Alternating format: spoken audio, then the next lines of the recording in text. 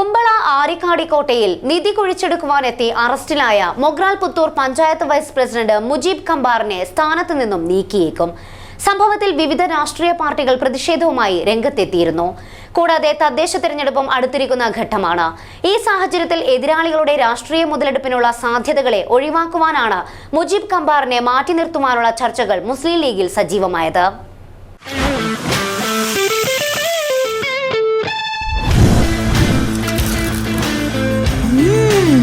Alruba fried chicken masala. Natural herbs, no artificial color, no MS.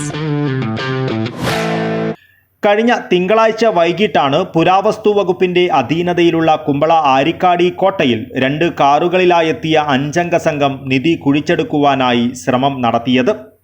ശബ്ദം കേട്ട് പ്രദേശവാസികളെത്തി പോലീസിൽ വിവരമറിയിച്ചതോടെ Mogral Puthur panchayat vice president Mujeeb കമ്പാർ ഉൾപ്പെടെയുള്ള ഈ 5 പേരെയും പോലീസ് കസ്റ്റഡിയിലെടുക്കുകയും കേസെടുക്കുകയും ചെയ്തു.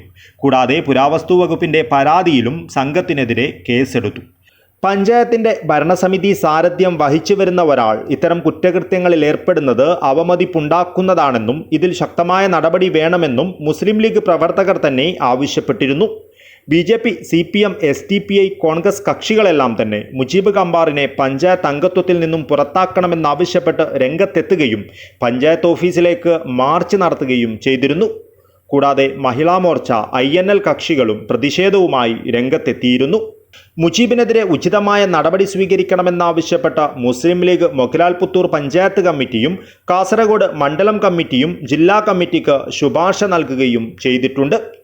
ഈയൊരു സാഹചര്യത്തിലും തദ്ദേശ സ്വയംഭരണ സ്ഥാപനങ്ങളിലേക്കുള്ള തെരഞ്ഞെടുപ്പ് അടുത്തിരിക്കുന്ന ഘട്ടത്തിൽ രാഷ്ട്രീയ എതിരാളികൾ മുതലെടുപ്പ് നടത്തുമെന്നതുകൊണ്ടുമാണ് വൈസ് പ്രസിഡന്റ് സ്ഥാനത്ത് നിന്നും മുജീബ് കമ്പാറിനെ ഒഴിവാക്കുവാൻ മുസ്ലിം ലീഗ് നടപടി ആരംഭിച്ചിരിക്കുന്നത്.